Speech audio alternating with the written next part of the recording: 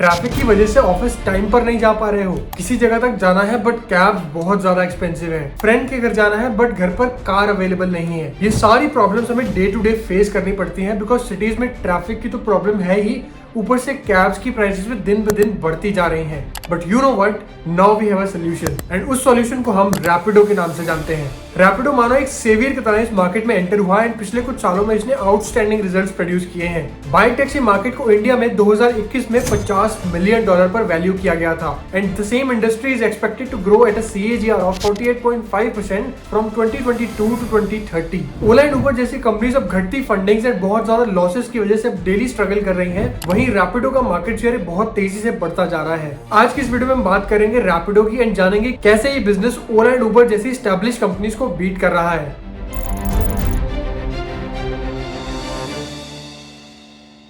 रैपिडो की शुरुआत 3 लोगों ने मिलकर करी थी। पहले है पवन गुंटुपल्ली जो कि रोपन लैब्स के को-फाउंडर रह चुके हैं एंड इन्होंने IIT से अपनी ग्रेजुएशन कंप्लीट करी थी एंड इन्होंने सैमसंग रिसर्च इंडिया के साथ एज अ सॉफ्टवेयर डेवलपर भी काम किया है। दूसरे हैं ऋषिकेश SR जिन्होंने PES यूनिवर्सिटी से अपनी डिग्री कंप्लीट करी in computer and informational sciences and इन्होंने IMP stand and the carrier को फाउंड भी किया। एंड इस कंपनी के तीसरे को-फाउंडर है अरविश शांका एंड ये भी एक IIT ग्रेजुएट है। इन्होंने अपनी बीटेक डिग्री कंप्लीट करी in mechanical engineering and the Rapido and the carrier को फाउंड करने से पहले ये फ्लिपकार्ट के साथ as a finance business partner भी काम कर चुके हैं। अब रैपिडो की कहानी तब से शुरू होती है जब इस कंपनी के 2 फाउंडर द कैरियर पर काम कर रहे थे। द कैरियर एक B2B supply chain and logistics business था एंड ये बिजनेस भी ठीक ही चल रहा था, बट कंपनी के फाउंडर अरविश शांका को ये जल्दी ही रियलाइज हो गया था कि इन्हें अगर ज्यादा ग्रोथ देखनी है तो इन्हें B2B से B2C शिफ्ट करना होगा। बट B2B से B2C शिफ्ट करने का मतलब था इन्हें बहुत सारे व्हीकल्स एक्वायर करने पड़ते, जिसका मतलब होता कंपनी पर एक एडिशनल फाइनेंशियल बर्डन। तो इसका सिंपल सा सोल्यूशन उन्होंने निकाला, बाइक्स का यूज करना।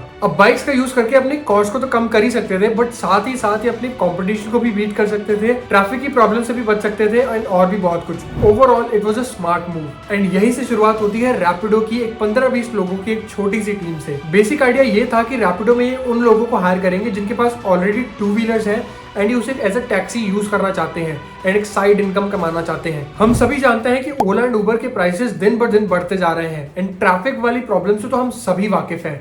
तो यहाँ रैपिडो को एक एज मिल गया क्योंकि बाइक राइड ज्यादा अफोर्डेबल तो थी ही, बट साथ ही ट्रैफिक को भी बीट कर सकती थी। अगर आप frequently Ola and Uber use करते होगे तो आपका मिनिमम बिल एक राइड का 200 से 400 रुपए या ज्यादा भी आता होगा depending upon the distance travelled. अब ये Tier 1 एंड Tier 2 सिटीज के लिए तो ठीक था, but majority of the audience India में इतना ज्यादा प्राइस पे करना प्रेफर नहीं करती for taxis. Plus Ola and Uber में अवेलेबिलिटी का इशू भी रहता ही है। तो रैपिडो ने इस भी प्रॉब्लम को सॉल्व करने के लिए बाइक्स का यूज किया। अब बाइक्स का यूज करके राइड्स अफोर्डेबल तो हुई ही, साथ ही इंडिया में बाइक्स की क्वांटिटी बहुत ज्यादा है, जिसकी वजह से रैपिडो के पास इसकी अवेलेबिलिटी भी बहुत ज्यादा बढ़ गई थी। एस्टिमेट्स के अकॉर्डिंग इंडिया में 220 मिलियन बाइक ओनर्स हैं एंड इसमें से 20% बाइक ओनर्स या तो स्टूडेंट्स हैं, पार्ट टाइम वर्कर्स हैं या अनएम्प्लॉयड हैं। एंड एक रिसर्च के अकॉर्डिंग इंडिया में बाइक्स की back seat 80% of the time खाली ही रहती है। रैपिडो ने इसी वॉल्यूम का फायदा उठाकर ज्यादा से ज्यादा राइड प्रोवाइड कराने की कोशिश की।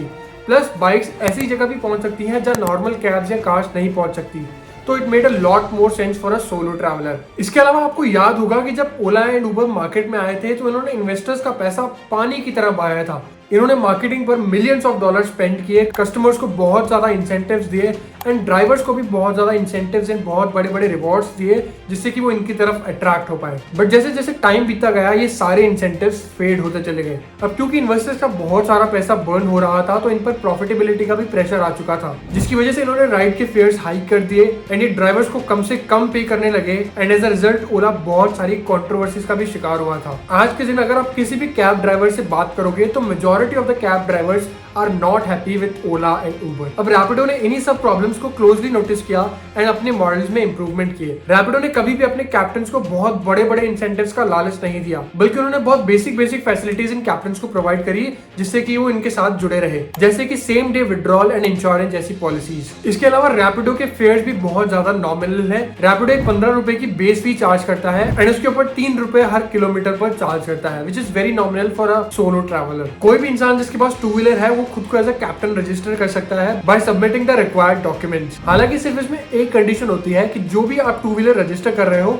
वो 2010 से पहले का नहीं होना चाहिए। अब अगर हम रैपिडो के बिजनेस मॉडल पर नजर डालें तो वो भी काफी ज्यादा इंटरेस्टिंग है। जब रैपिडो से कोई कस्टमर राइड बुक करता है तो रैपिडो टोटल फेयर का 20% कमीशन चार्ज करता है। And second one is B2C commission. Rapido अलग अलग कंपनीज के लिए B2C लॉजिस्टिक्स प्रोवाइड करता है एंड ये उनसे उसके लिए चार्ज भी करता है। पैंडेमिक के दौरान जब कोई भी राइड्स बुक नहीं कर रहा था तब रैपिडो ने बिग बास्केट, बिग बाजार, स्विगी जैसी कंपनी के साथ पार्टनर किया था to supply essential staff. Rapido ने क्लेम किया था कि 2019 में रैपिडो के रेवेन्यू में 13 टाइम्स ग्रोथ देखने को मिली है। रिसेंट फिगर्स की बात करें तो Rapido is currently valued at $800 million after the recent funding round of $175 million जिसे लीड किया था स्विगी ने। आज रैपिडो इंडिया की 100 से भी ज्यादा सिटीज में प्रेजेंट है एंड कंपनी के अकॉर्डिंग इनके पास 15 मिलियन से भी ज्यादा कस्टमर्स हैं with over 1.5 million plus driver partners and ये अभी तक 100 मिलियन से भी ज्यादा राइड्स कंप्लीट कर चुके हैं। बट अगेन हम सबको पता है कि इतनी बड़ी सक्सेस कुछ बहुत कंट्रोवर्सीज के बिना नहीं आती and the same happened with Rapido as well. October 2018 में रैपिडो एक बहुत बड़ी कंट्रोवर्सी में इन्वॉल्व हुआ था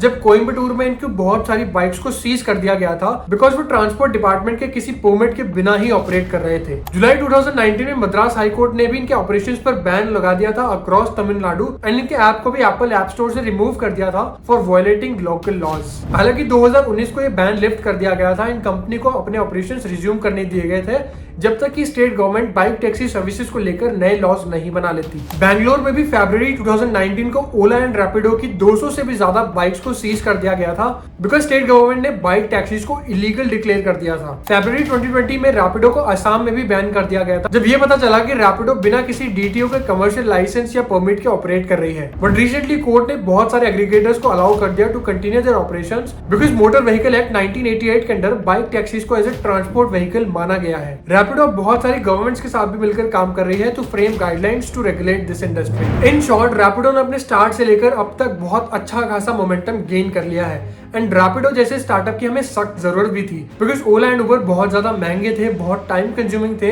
एंड अगर आप सोलो ट्रैवल करते हो तो आपके लिए तो बिल्कुल भी फीजिबल नहीं थे। अभी तक तो कंपनी ने काफी आउटस्टैंडिंग रिजल्ट्स प्रोड्यूस किए हैं एंड कंपनी का फ्यूचर काफी ब्राइट है। कंपनी का गोल है अपने ऐप को अप टू डेट रखना एंड नए नए फीचर्स ऐड करते रहना जिससे कि कैप्टन्स एंड राइडर्स दोनों की कन्वीनियंस इंक्रीज होती रहे over the period of time. Rapido के फाउंडर्स अब प्राइसेस को और भी ज्यादा कम करना चाहते हैं एंड अभी एक सब्सक्रिप्शन बेस्ड मॉडल भी लेकर आना चाहते हैं फॉर देयर रेगुलर कस्टमर्स। इनका इंटेंशन सिर्फ एक है to make their rides more affordable. Well so ये थी आज की वीडियो अच्छी लगी तो like this video, subscribe to this channel and hit the bell icon to never ever miss any update from us. हमें कमेंट्स में लिखकर जरूर बताइएगा कि आपको फ्यूचर में और कौन से टॉपिक्स पर वीडियोस देखनी है। Until then take care and I will see you in the next video.